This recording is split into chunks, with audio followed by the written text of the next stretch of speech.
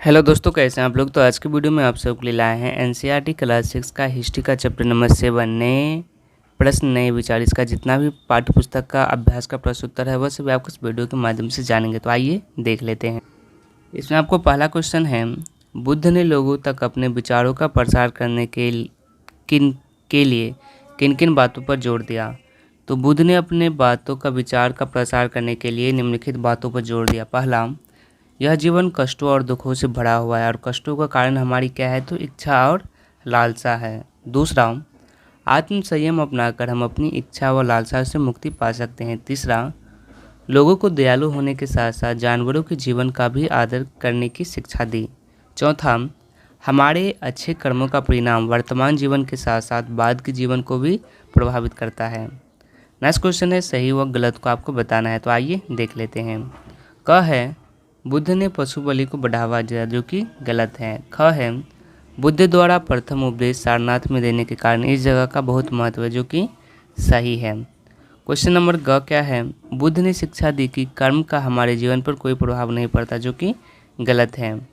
Next है, बुद्ध ने बोध गया में ज्ञान प्राप्त किया, जो कि सही है। नेक्स्ट है, उपनिषदों के विचारकों का मानना था कि आत्मा और ब्रह्मा वास्तव में एक ही है, तो यह सही है। नेक्स्ट क्वेश्चन है, उपनिषदों के विचारक किन किन प्रश्नों का उत्तर देना चाहते थे।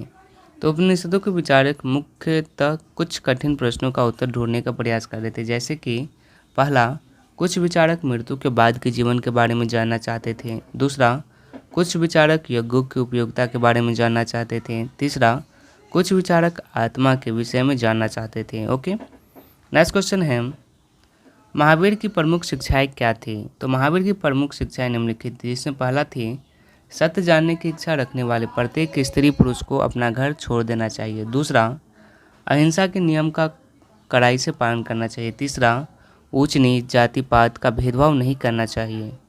नेक्स्ट क्वेश्चन नंबर 5 आती है, अनघा की माँ क्यों चाहती थी कि उसकी बेटी बुद्ध की कहानी से परिचित हो। तुम्हारा इसके बारे में क्या कहना है। अगना की माँ चाहती थी कि उसकी बेटी बुद्ध के जीवन और उनकी शिक्षाओं से भलीभांति परिचित हो, इसीलिए वह अपनी बेटी को बुद्ध की कहानी से परिचित कराना चाहती थी।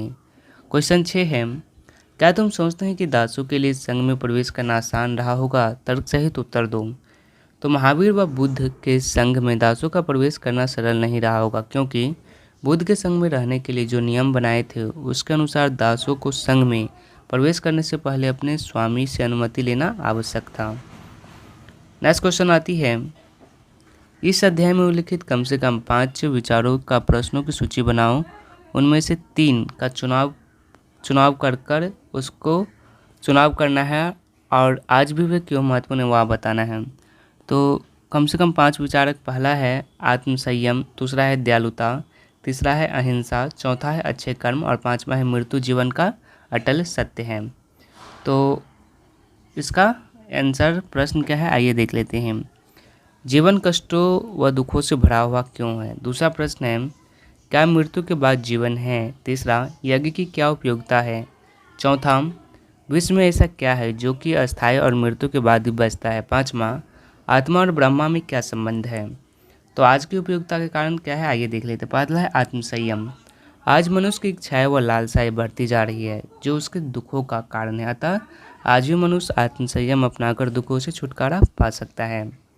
दूसरा है अहिंसा। आज चारों तरफ अपनी समस्याओं को दूर करने के लिए हिंसा का रास्ता अपनाया जा रहा है, लेकिन समस्या का हल हिंसा से नहीं बल्कि बातचीत और अहिंसा के रास्तों पर चलकर ही निकला जा सकता है। तीसरा है अच्छे कर्म। आज व्यक्ति जल्दी से जल्दी अमीर बनने के चक्कर में बुरे कर्म करने लगा हुआ है, जिस कारण चारों तरफ भ्रष्टाचार फैला हुआ है। अच्छे कर्म करके भ्रष्टाचार को जड़ से खत्म किया जा सकता है। नेक्स्ट है, आज दुनिया का त्याग करने वाले स्त्री और पुरुषों के बारे में और अधिक जानने का प्रयास करो। ये लोग कहाँ रहते हैं, किस तरीके से कपड़े पहनते हैं और क्या खाते हैं, ये दुनिया का त्याग क्यों करते हैं।